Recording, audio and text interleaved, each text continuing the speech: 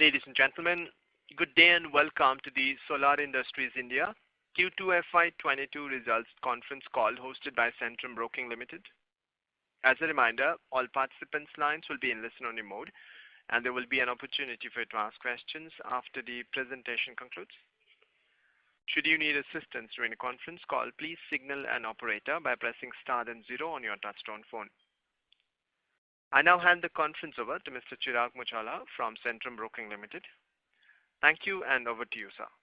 Yeah, thank you, Vikram. Centrum Broking welcomes you all to the Q2 FY22 results conference call of Solar Industries India Limited. The management is represented by Mr. Manish Nuwal, Managing Director and Chief Executive Officer, Mr. Suresh Menon, Executive Director, Mr. Munish Agrawal, Joint CFO, and Ms. Shalini Mandhana, Joint CFO. I now hand over the call to the management for their opening remarks, post which we can take questions from participants. Over to you, sir. Very good morning and welcome to Solar second quarter and half-yearly investor conference. My name is Shalini and I would like to welcome all of you on behalf of Solar Industries India Limited. To begin with, I would like to remind you that during this call, we might make projections or other forward-looking statements regarding future events and about the future financial performance. Please remember that such statements are only predictions. Actual events or results may differ materially, and our website will be updated with all the relevant information timely. Now I would request Solar's CEO and MD, Mr. Manish Nuwal, for his opening remarks. Over to you, sir. Thank you, Shalini. A very good morning to all the valued investors. We are pleased to present highest ever second quarter and half yearly numbers with good growth across geographies and sectors. We have been able to achieve a decent EBITDA margin despite of challenges mainly arising out of steep rise in commodity and foreign exchange fluctuation in the current quarter. However, the company has started passing on the increase in cost to the end customers, and we are expecting the impact of commodity prices should subside in coming quarters. The Government of India has been laying great emphasis on infrastructure development, housing and mining. The Gati Shakti Master Plan announced by Government of India will definitely give a tremendous boost to our industry. Positive momentum in the defense, exports and overseas business has laid a strong foundation for sustainable growth in the future. We are entering into the second half of the year with a strong order book of 2842 crores, which includes new order from Coal India Limited to the tune of rupees 1471 crores. Despite of risk associated with rising commodity prices and likely COVID third wave, the half-yearly results have given us confidence to revise our earlier given annual growth guidance from 30 to 40%. Now, before I hand over to Shalini to take you through the financials, I would like to wish you all a very happy Diwali in advance. Thank you very much. Thank you, sir. The key highlights for the second quarter are the consolidated revenue is up by 34%, that is 788 crores versus 587 crores. The explosive revenue is up by 48%, that is 328 crores versus 222 crores. Our explosives volume has increased by 16%, that is 80337 metric ton versus 69195 metric tons. The realizations of explosives have increased by almost 27%, that is 40874 versus 32074. The initiating system revenue has also increased by almost 38%, that is 84 crores versus 61 crores. The raw material consumption has increased by almost 53% if we see YOY from 289 crores to 442 crores on account of steep rise in raw material prices in absolute terms. The other expenses has increased by 27% from 117 crores to 149 crores, which includes mainly amount of rupees 29 crores on account of foreign exchange fluctuations. We reported an EBITDA increase in absolute term to 143 crores against 128 crores, a rise of almost 12%. The PBT increased by 13% from 92 crores to 104 crores. PAT for the similar quarter has increased by 11% from 68 crores to 75 crores. These were updates for the quarter. Let me take you through the half-yearly performance. The half-yearly revenue is up by almost 50% YOY, that is from 1078 crores to 1613 crores. Domestic explosives quantity increased by almost 31% from 139,481 metric ton to 182124 metric ton. Realization of domestic explosives increased by 24%, that is from 33164 to 41045 per ton. Revenue from domestic explosives increased by 62% from 463 crores to 748 crores. The initiating system domestic revenue increased by 48% YOY from 122 crores in half yearly to 180 crores in first half 22. The raw material price is up by 63% for the half year YOY from 558 crores to 911 crores on account of steep rise in raw materials. The employee cost has increased by 27%. The other expenses has gone up by 33% from 197 crores to 262 crores, which includes a loss of 26 crores on account of forex fluctuations. EBITDA for the half year is up by 42% from 224 crores to 31 crores in absolute numbers. We recorded a PBT of 244 crores compared to 153 crores. We recorded a PAT number of 176 crores compared to 112 crores. The capex till 30th September is 137 crores and the annual guidance plan is 315 crores. We have a total order book of 2842 crores comprising of new order from Coal India to the tune of 1471 crores and defense order book of 576 crores. This is from our end. Now we'd be happy to take any questions, comments or suggestions that you may have. Back to you. Thank you very much, ma'am. Ladies and gentlemen, we will now begin the question and answer session. Anyone who wishes to ask a question may press star and 1 on your touchtone telephone. If you wish to remove yourself from the question queue, you may press star and 2. Participants are requested to use your question. Ladies and gentlemen, we will wait for a moment while the question queue assembles. To ask a question, please press star followed by 1 on your touchtone phone now.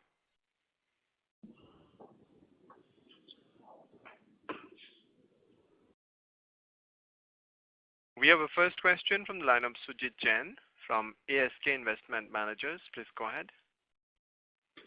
Manishji and team, congratulations and our compliments for the highest ever turnover like you mentioned. Quick question is on, Coal India large order that you received, which will kind of get executed over next 2 years. One presumes that a lot of it would be bulk explosives. Does that mean that because of that change in the mix, the operating profit margins over next 2 years could be a little muted? The order book that 1471 crores is mainly bulk. That's the new order that we have received. There is an increase in volume by about 17% from the previous order, and there is a price increase of roughly 26%. So I do not think that this product mix will make major difference at this juncture. Right. And when I look at the gross margins for Q2, they were kind of depressed, and as you mentioned, the raw material price inflation would be passed on to consumers with a lag. Does that mean that eventually our margins will come back to 20% from Q3, Q4 onwards? Yes. We have never seen such a steep rise in commodity prices in last so many years, which is currently visible everywhere. The company has started passing on the increase in the cost to the end customers, but passing the full price is not possible on immediate basis. So there's always a lag of a month or two or a quarter, depending on the terms and relationship with the customers. So when we talk about margins, we feel that the EBITDA margin should be around 20% and PAT should be around 11% on annual basis. Right, that's great. And you have called out 29 crores in other expenses as forex fluctuation item. If I add that back, X of that, our margins could have been higher by 3-4% for Q2. Is the understanding correct? Yeah, it should have been up by around 3% plus. Right, sure. Thank you and all the best. Thank you. Thank you. To ask a question, participants may press star followed by 1 on your touchtone phone now. We have next question from the line of Brijesh Joshi from HDFC Bank. Please go ahead. Very good morning, everybody. Many congratulations, first of all, to Solar Industries India Limited for achieving this beautiful result. And from my end, from HDFC Bank end, I'm wishing everyone over on this call, wishing a very, very happy Diwali and a very happy, prosperous New Year. I actually have a small question on this. As it is mentioned that the prices of raw material has increased and to a large extent has been able to pass on this price hike to the end customers. So what is the component of the freight? The freight prices have also increased. The freight has gone up. In some of the cases, in some of the other companies I'm dealing in those companies, I have seen the hike of around 200% in freight. So what is the situation in case of Solar Industries and how Solar is managing all these? The AN prices, the price of raw materials when we talk about includes all the factors. We take into account all the factors. So when we say there's an increase of around 38% YOY and the raw material prices increased by 11% on from previous quarter. So this includes the freight as well. So the same will be passed on to the customers, but with the lag of a period.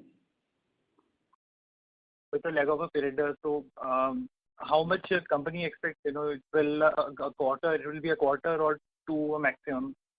Not a quarter. Okay.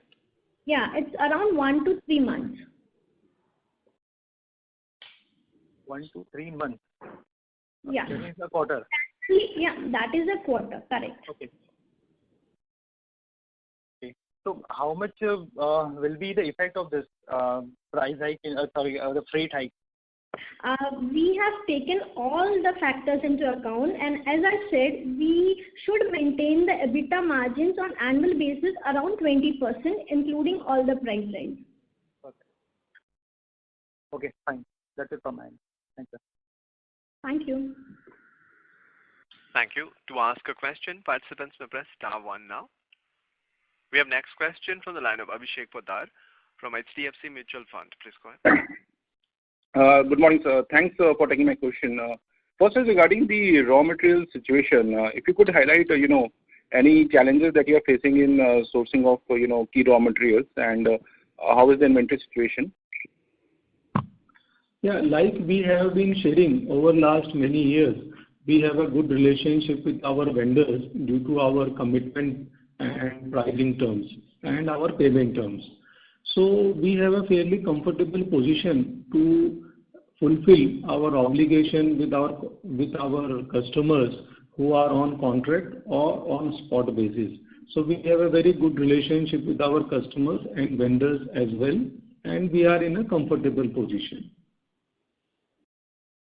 Understood. But sir, because of the energy shortage, is there a possibility that you will be concerned that it could impact the ammonia nitrate supplies, and you probably would want to overstock if the event happens like that? As far as our company is concerned, we have taken all the best efforts to fulfill our contractual obligations and to meet our routine customers' requirements. So we are pretty much comfortable. Understood. Sir, regarding the defense side of the business, any sense on the Pinaka orders? What is the progress, and what is our expectation now? And also, if you could highlight, what is the defense order book and what kind of execution we are looking at for this year and next year? Yeah, as we have informed earlier that our company is one of the authorized production agency for making these Pinaka rockets. And the recent Defense Acquisition Council has accorded acceptance for necessity for capital acquisition proposal for modernization and operational need of their armed forces. And it includes Pinaka rocket ammunition. The value and our share will be known only after RFP is finalized. So we are waiting for RFP to come. Apart from this, like we have shared that our order book is now stands at 576 crores because of the big order which we have received couple of months back, which was multi-mode hand grenade. So we are now in a comfortable position, and we will see the better numbers coming from defense from next quarter. Understood. Sir, any sense of timelines for Pinaka in terms of RFP on a rough cut basis also? So recently they have cleared the acquisition of these products. So once they release RFP, we will definitely share with all our stakeholders. Understood. And sir, on the international operations, if you could highlight, how is the situation in Turkey, and also if you could talk about the expansion in Australia and Tanzania. Yeah, our operations in Turkey is business as usual, and though Turkey has come under the grey list, but it doesn't really impact our business, except there could be some foreign currency fluctuation, and we don't see much other issues because of Turkey coming under the grey list. As far as Tanzania is concerned, I think we have almost completed our project, and it should go into commercial production, I think, in November. Australia, the construction is still gone. It has been delayed because of COVID and heavy monsoon in that part of Australia. I think we should be able to complete in this financial year. Understood. And how is the profitability in South African operations, sir?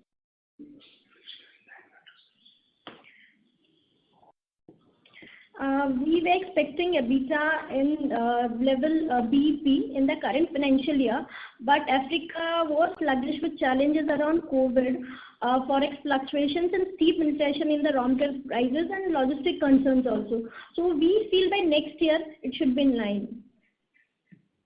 Okay, understood. Thanks a lot. Thank you. Thank you. To ask a question, ladies and gentlemen, please press star followed by 1 on your touchtone phone now. We have next question from the line of Bharat Gupta from Edelweiss. Please go ahead. Hi, Manish and team. Congratulations for such a great set of numbers. My question pertains to first on the defense side. So there we have seen that on a YY basis, our contribution is remaining as a constant figure. While earlier we were projecting of delivering near about 300 crores for the full year. So do you think that the target is now on the upper side and there may be a need to revise on it further? Defense side, earlier we have given a projection that we should be able to reach to around 300 crores numbers, and we believe that we should be able to reach around 275 in this financial year. All right, sir. And sir, for the MMG orders, so that was the commitment where we have to deliver the orders within the 2 years time frame, right? So for the next year, do we think that our overall contribution can be greater than 400 odd crores for FY23? Yeah, for this financial year, we should be able to reach around 275 crores. and as we progress further, we will give the annual guidance once we really reach into the Q3 or Q4 numbers. Right, sir. And so secondly, coming on the guidance trend, so there we have highlighted in device it upwards towards 40-odd%. So mainly I just wanted to get a sense about what kind of a volumetric growth are we looking for the full year basis? For the current year, we feel the volume should grow around 15 to 20%. Right. Yeah. And the rest would be pricing, right? And so coming on the export trend, where we have seen a 34% kind of a growth. So just wanted to get a sense about our stabilization in operations pertaining to Ghana into South African markets. So what has been the key driver in this particular quarter?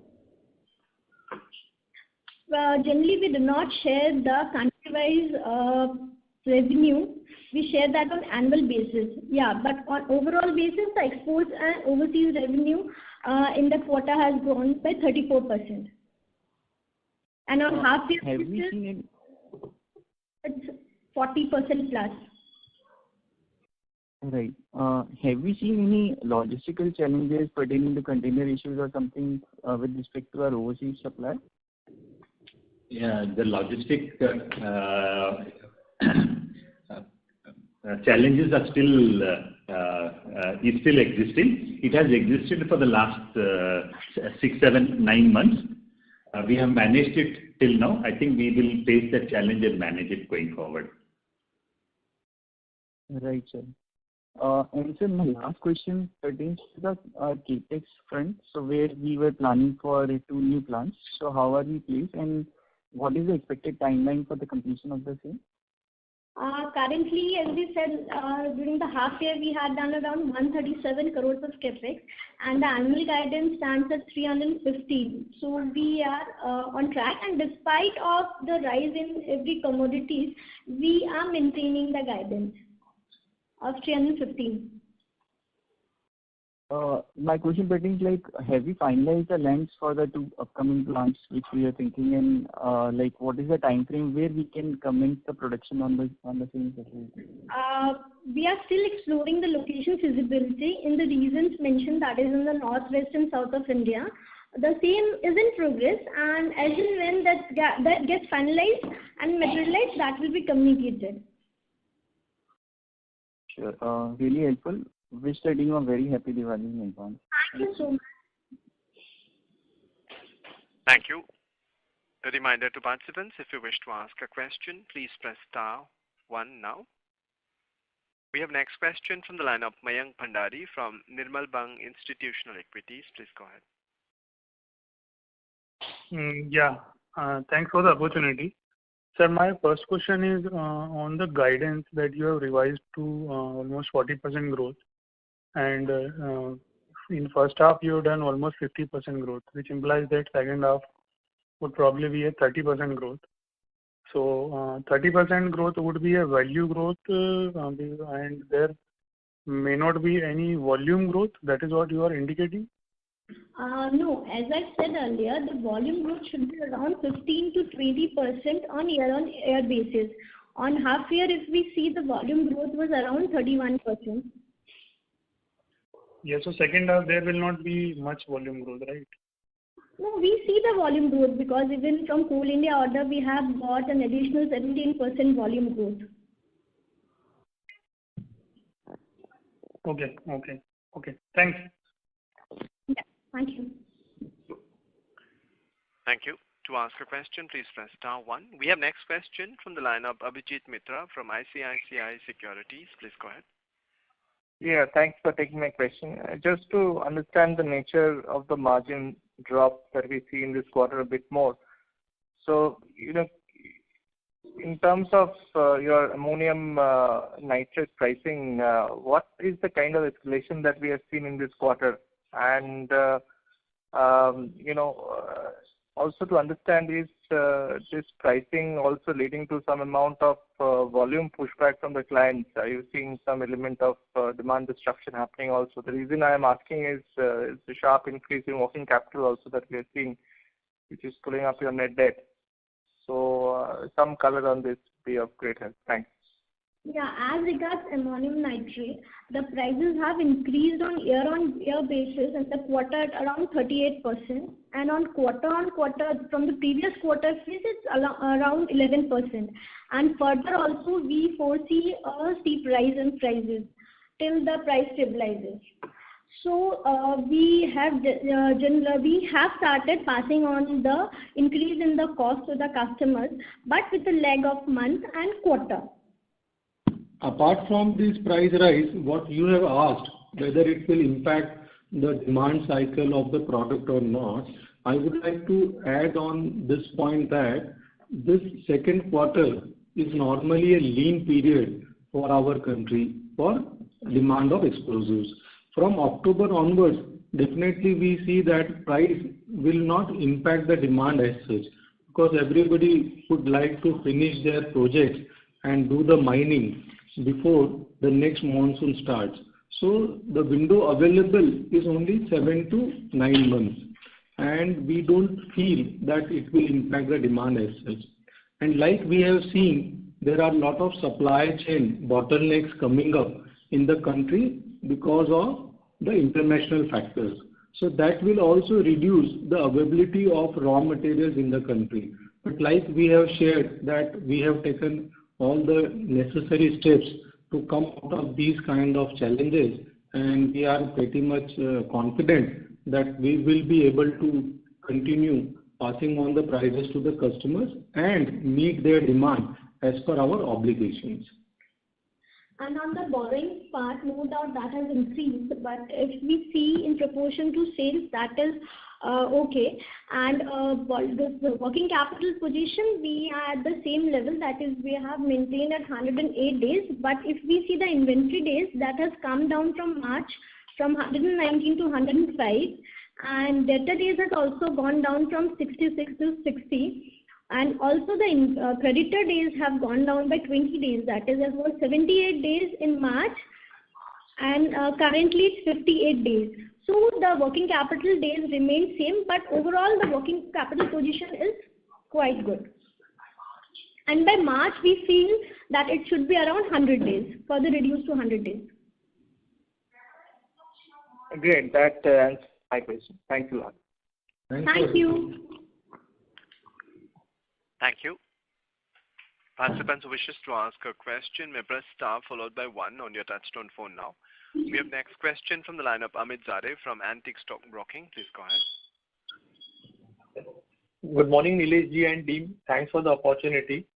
Nilesh ji, just one question on the domestic explosive industry side. Correct me if I am wrong, since last 4 to 5 years, we have seen this industry almost in the range of 5,000 crores to 6,000 crores. And now, what do you see this industry moving towards? And within this industry, any specific segments like demand from coal, limestone, iron ore, road? If you can break these 3-4 key segments of the industry, and which part of this industry you are more bullish on and see higher growth traction in the near future, sir? Based on our experience and the inputs which we receive from various quarters, we believe that the industry should grow at 7 to 8% on sustainable basis for years to come. And as far as mining growth is concerned, it can be around 6 to 7%, which is a sustainable number. And for housing and infrastructure, we believe, based on the various projects and strategic push from the government of India, demand should continue at around 10 to 11%. Okay. Sir, any broad breakup of this industry, in terms of coal, limestone, iron ore, and road infrastructure? By and large, the breakup is already given in our annual report. You can refer that. And if you have any more questions, you can send us. We will reply to that. Okay, sir, got it. And sir, another question on our Coal India revenue. So again, since last 3-4 years, we have been in the range of 400 odd crores, plus minus by 10%. And now we are pretty much confident of clocking almost, if we add back bulk plus detonators, roughly 700 crores to 800 crores of annual run rate. So we are almost seeing suddenly doubling of this contribution from Coal India after almost being stagnated for last 5 years. So are we confident on such kind of volume growth would sustain, or you believe this kind of now that we have reached the next level, so that it would again maybe stagnate at these level for few years and then go ahead? So like I have answered now, that mining growth, we foresee that there will be in the range of 6 to 7%, and mining growth in India mainly because of the coal mining. And as government has already announced that they will open up the coal block to the private players. So what we give a guidance or our perception that 6 to 7% growth includes demand from Coal India, Singareni Collieries Company Limited, and various private coal miners. So as far as your question of our dependence or our revenue share from Coal India is concerned, like we have been sharing that our revenue from Coal India as a percentage of total sales is going down, but our presence in Coal India is not going down. If you look at our basket now, it is around 16 to 17% of the total revenue, and it is similar to these numbers, plus minus 2%, or it was 20% few years back. So gradually, as our businesses from defense, businesses from international market, businesses from housing and infra sector will grow, definitely share from Coal India will keep reducing little or gradually. Got it, sir. Got it. Thank you. Thanks a lot, and wish you very happy Diwali to you and the entire team of Solar. Thank you, sir. Thank you very much. Thank you, sir. Anyone who wishes to ask a question may press star and 1 on their touchtone phone now. We have next question from the line of Abhishek Ghosh from DSP Mutual Fund. Please go ahead. Yeah, hi Manish and team. Thank you so much for the opportunity. Sir, if you can just help us understand that this time around in the Coal India bidding process, how was the competitiveness given the overall sourcing issues of the raw material? Are you seeing reduced competitive intensity? Any thoughts around that, sir, for the Coal India bidding? It will be helpful. The bidding process is as per the normal process that Coal India had for the last few years. The bidding process, there was no change in the bidding process. The number of participants or suppliers or vendors who participate in the tender remained the same. Definitely, there could have been issues with supply chain problems and logistic problems for certain vendors who may have actually moved out of Coal India's participation and not taking the order. That could have happened. As a result of which we have got a 17% increase in volume. So your market shares for Coal India would have remained stable? More or less, maybe a slight increase, but more or less stable, a little increase. Oh, okay. And the margin expectation also would be stable, like earlier years, what your margins you were making, similar margins you would be making going forward also on a per ton basis. There may be some increases which in this coming because there has been a better price rise in this tender. Oh, great. And sir, X of Coal India in the housing segment and other segments that you are seeing in the domestic market, are you seeing the lower scale players having the issues of working capital and sourcing? Is that something that you're seeing in the marketplace? Like I have already shared that the current challenges is mainly because of commodity price increase and disruption in the supply chain. That is impacting the industry as a whole.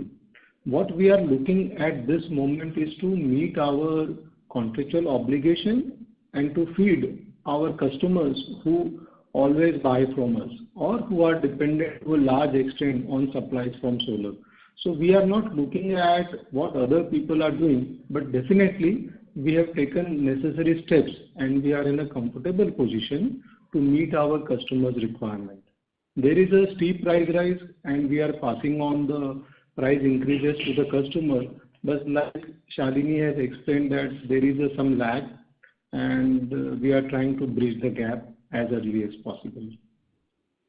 Oh, great. And sir, for the Indian operations, what would be the utilization levels for you in maybe FY21 and what would be broadly doing now? Or given the 20% volume growth that you're expecting in 22, what will be your utilization level, factory utilization? Yeah, like we have already shared earlier, that solar possesses facilities across the globe and product portfolio is also quite wide. It is not possible to calculate one number to give capacity utilization factor. So it is difficult for us. So where I was coming from, that the need for increasing capacity in India, because the volume growth seems to be picking up, right, both for Coal India and with the housing pickup and infrastructure projects, the things that you have mentioned out. Do you believe there is a need for capacity expansion, and what will be the lead time? Because your pan-India capacity in a project plan is still, you've still not kind of, laid out. So any thoughts around that, more from that perspective? Okay, I understood your question now. Like we have said that in this financial year, we are likely to spend around 300 odd crores, and out of that almost 135, 140 crores has already been invested in the projects. So it is mainly on account of increasing the capacities and increasing the product portfolio. Apart from this, we are also spending on starting the new plants in Australia, Tanzania, and additional plant in Ghana. So because of these, we have planned our investments, and going forward, we are also investing into expanding the product portfolio of defense nature. And these things have been captured while making an annual projection of 300 crores. Apart from this, we have also shared that there are opportunities and there is a need to expand our footprints from one location to multiple locations for some of the products. That's why we are planning to set up plants in the western part, northwestern part of India and southern part of India. So as and when those decision is being taken, we will definitely share with you. Okay. And sir, lead time for putting up such plants from the conceptualization to the commercial would be something like 2 years? Is that a fair estimate?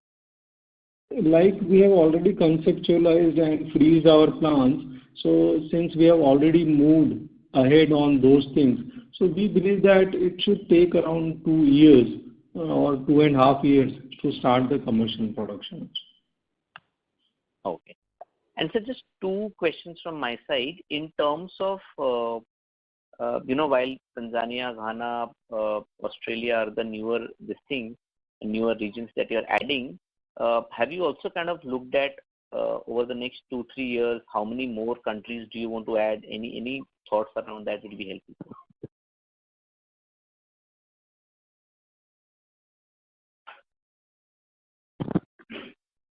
Hello.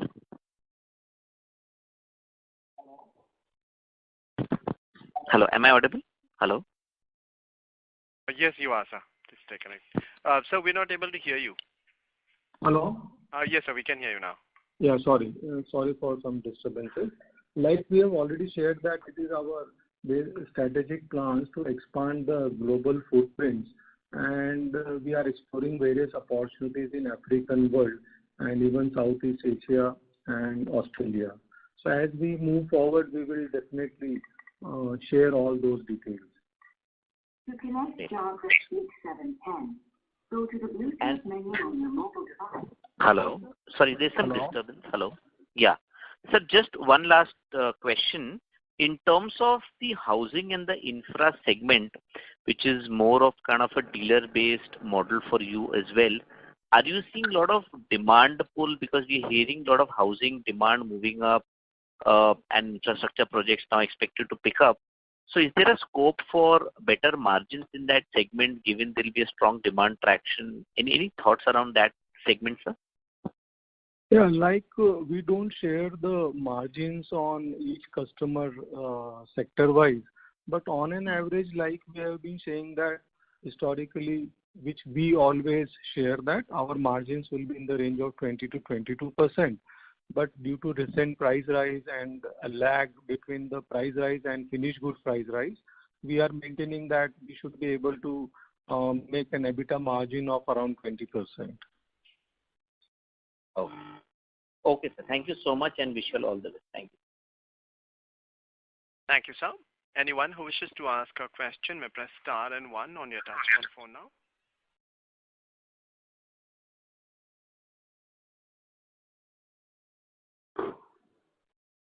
Participants who wishes to ask a question may press star followed by one on your touchtone phone now.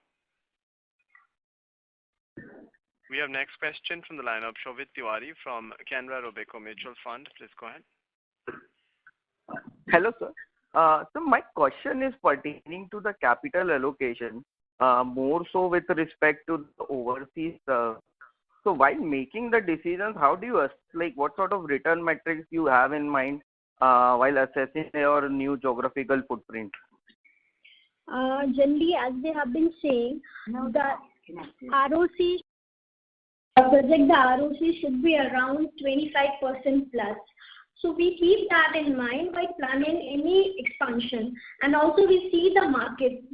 Mainly we have seen in the overseas, it takes time to get on the market and stabilize. So on a gestation period is very long. So on long-term basis, we try to see that should cross ROC of 25%.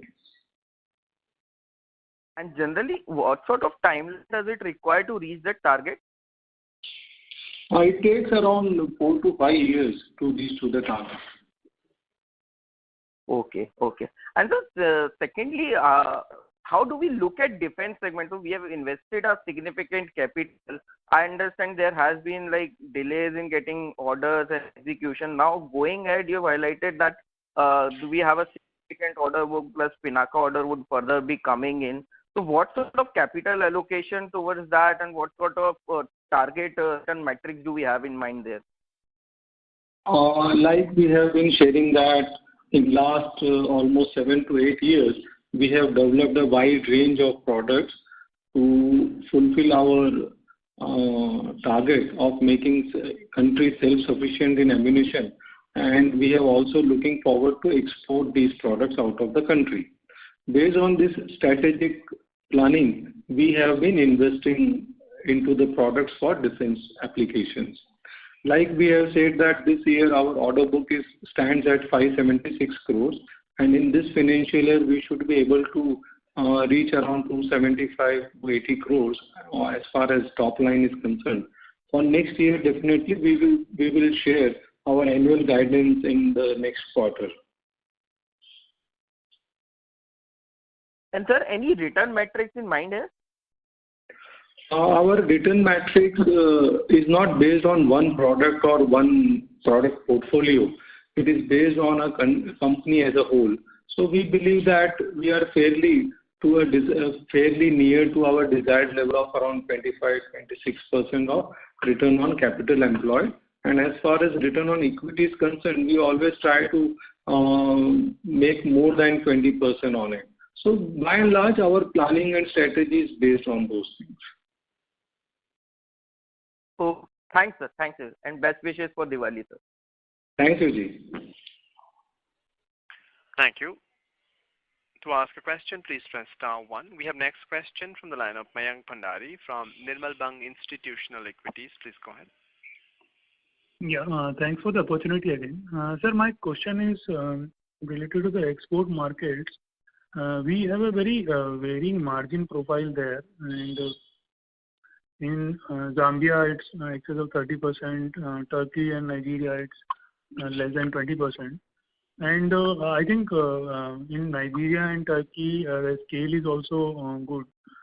So what is the kind of product difference in the product profile there, or how would you how one should read about this? For Solar Group as a whole, the product profile remains same. It may differ slight on the requirements on the type of minings in the particular countries, but we see the basket as a whole. So for us, we see product at console level only. Okay. Okay. And secondly, if you can provide what is the export in first half that you do from the standalone entity? Any number? You used to provide the number? We generally provide the console, and for the console, the first half year, it's 41% of the basket, and in amount terms, it stands at 669.36 crores for exports and overseas. Okay. Okay, fine. And lastly, I missed the number that you mentioned for the initiation system in the beginning. Can you provide that? For initiating system, you're talking for half year or quarter? Half year. For the half year, domestic initiating system, it is 180 crores in the first half year. And Q2? Only Q2, if we say, it's around 84 crores. Okay, only Q2 it is 84 crores. Correct. Because of the monsoon, it's a seasonally weaker quarter. Okay. Thank you, ma'am. Thank you. Thank you. To ask a question, ladies and gentlemen, please press star 1.